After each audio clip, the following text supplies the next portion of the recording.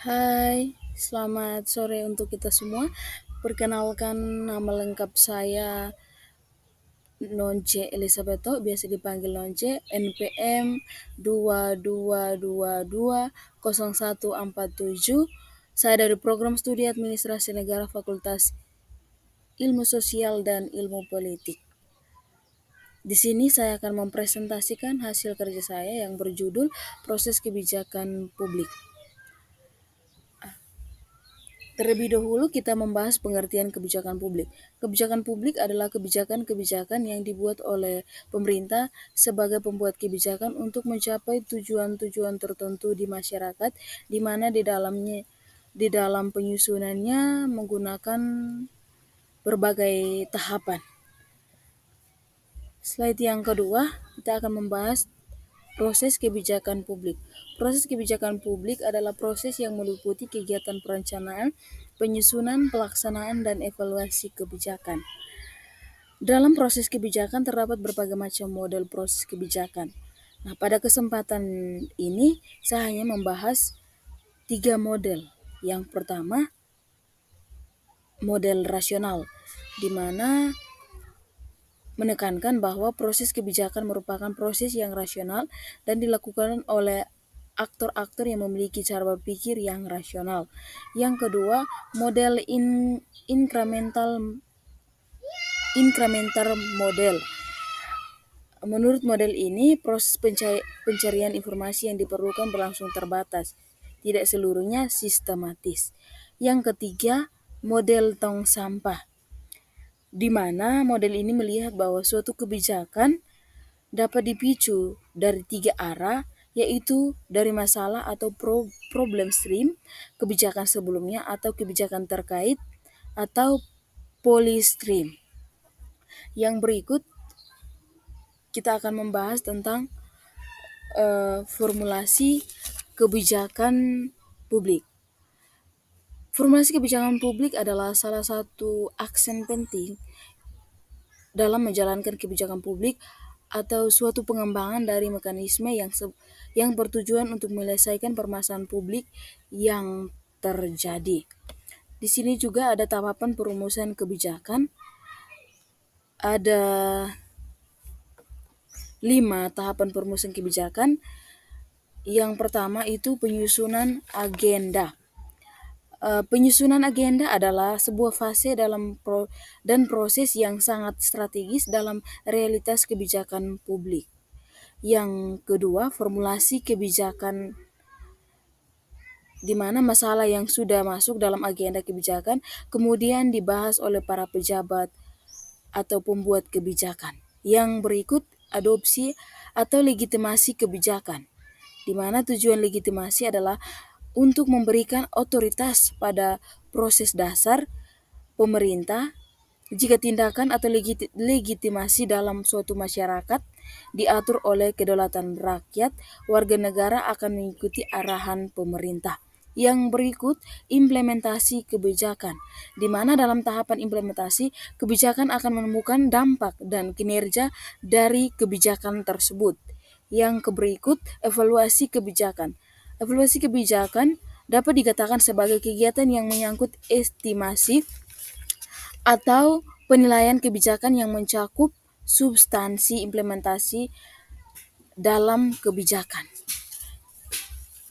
Yang berikut kita akan membahas yang kedua kita akan membahas tentang implementasi kebijakan, di mana tindakan untuk mencapai tujuan-tujuan yang telah ditetapkan dalam suatu keputusan. Dalam implementasi kebijakan juga ada tahapan pelaksanaan keputusan dasar. Itu yang pertama, tahapan pengesahan peraturan perundangan. Yang kedua, pelaksanaan keputusan oleh instansi pelaksana. Yang ketiga, kesediaan kelompok sasaran untuk menjalankan keputusan. Yang keempat, dampak nyata keputusan baik yang dikehendaki atau tidak dikehendaki.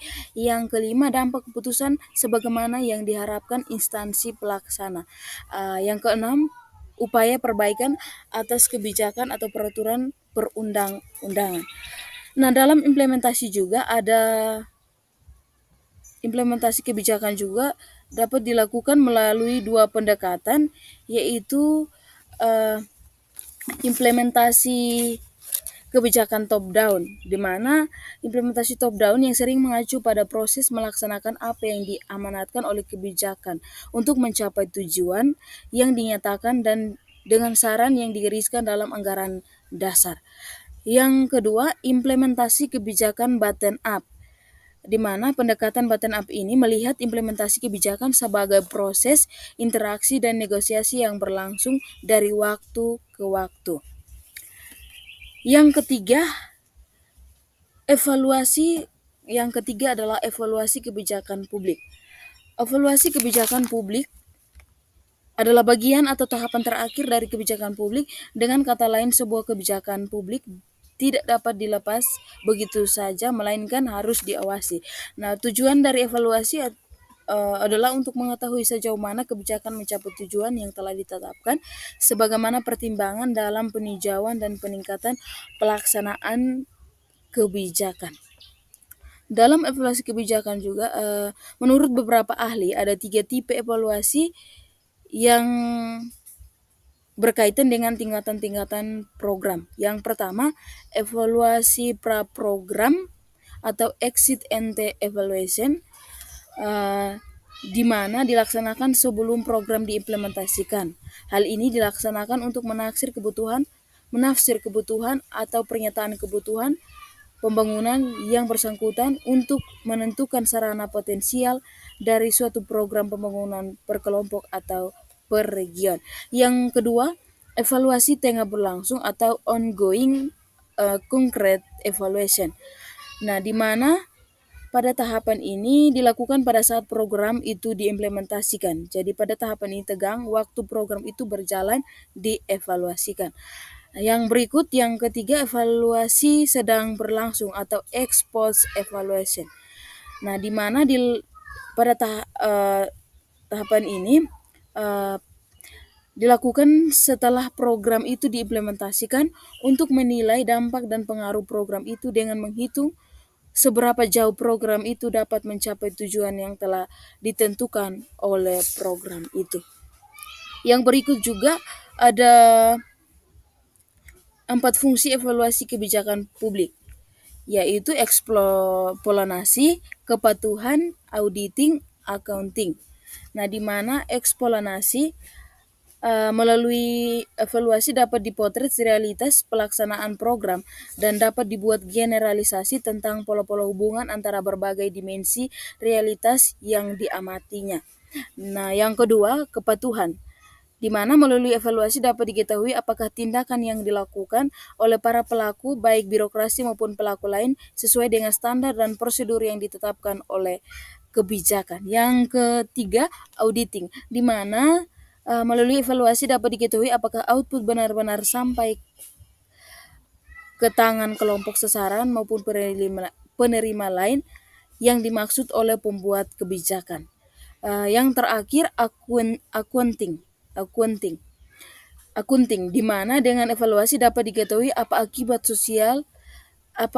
sosial ekonomi dari kebijakan tersebut. Dalam kaitannya dengan kelompok, evaluasi implementasi mengamati dampak jangka pendek atau dampak sementara, sedangkan evaluasi dampak dapat mengamati dampak tetap atau dampak jangka panjang. Sekian dari presentasi saya. Selamat sore.